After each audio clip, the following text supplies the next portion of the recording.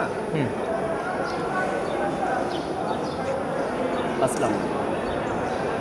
Bangladesh supreme কোর্টের high court বিভাগে permission পরীক্ষায় যারা ভাইবা দিচ্ছেন আপনাদের জন্য শুভকামনা। আসন্ন ভাইবা পরীক্ষায় আপনাদের ভয়ের কোনো কারণ নেই, বিচলিত হওয়ার কোনো কারণ নেই। আপনারা একেবারে স্বাভাবিক থাকবেন।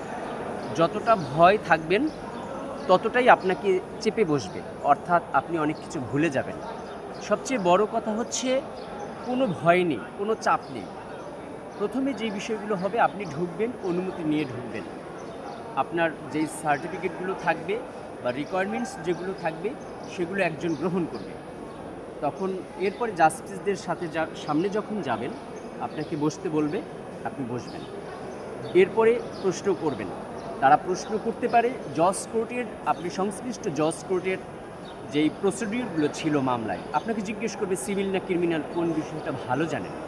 আপনি যে বিষয়টা ভালো জানেন অকপটে নিঃসংকোচে সেটি বলবেন এবং আপনাকে সেই বিষয় থেকেই প্রশ্ন করা হবে। প্রশ্ন করলে আপনি যথাযথ অ্যান্সার দিবেন। প্রসিডিউরগুলো, বিশেষ করে মামলার যে প্রসিডিউরগুলো আছে বা বিভিন্ন পিটিশনের ক্ষেত্রে সংশ্লিষ্ট ধারাগুলো থাকতে পারে, এই বিষয়গুলো ইম্পর্ট্যান্ট। তবে আপনি পরিশ্রম করেছেন, এটা মনে রাখবেন, আপনি সফল হবেন। এটা হচ্ছে আপনার সবচেয়ে বড় শক্তি, আপনি পরিশ্রমী। এরপরে হাইকোর্ট সম্পর্কে কিছু বিষয় জিজ্ঞেস করতে পারে, করাটাই স্বাভাবিক। কোন কোর্টে গিয়েছিলেন, এমনও হতে পারে যেই কোর্টে গিয়েছেন সেই কোর্টের সংশ্লিষ্ট জাস্টিস আপনার ভাইবা বোর্ডে আছে। যদি না জানেন একেবারে বলবেন না। অহেতুক বললে, অন্য প্রশ্ন করলে তখন আপনি বিভ্রান্তির মধ্যে পড়ে যাবেন। এই বিষয়টি করবেন না। সহজভাবে যেটি না পারবেন, একেবারে পোলাইটলি, শান্তভাবে, একেবারে ভদ্রভাবে পোলাইটলি আপনি সেটা স্বীকার করবেন যে স্যার আমার মনে পড়ছে না বা জানি না। এই বিষয়গুলো হচ্ছে খুব ইম্পর্টেন্ট।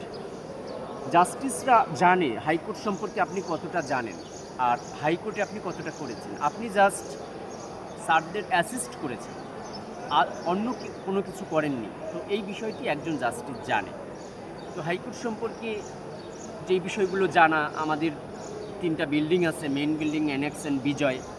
বারের কিছু বার ভবন আছে, চিফ জাস্টিস আছেন তার নাম, আর সংশ্লিষ্ট যেই কোর্টে গিয়েছিলেন সেই কোর্টের যদি জাস্টিসের নাম জানেন সেটি ভালো। ক্ষেত্র বিশেষ যদি আপনাকে জিজ্ঞেস করা হয়, বেশিরভাগ ক্ষেত্রে দেখা যায় জজ কোর্টে প্রসিডিউরগুলো জিজ্ঞেস করে আপনি নিয়মিত প্র্যাকটিসে আসেন কি না। এই বিষয়টি খুব ইম্পর্টেন্ট। স্পেশাল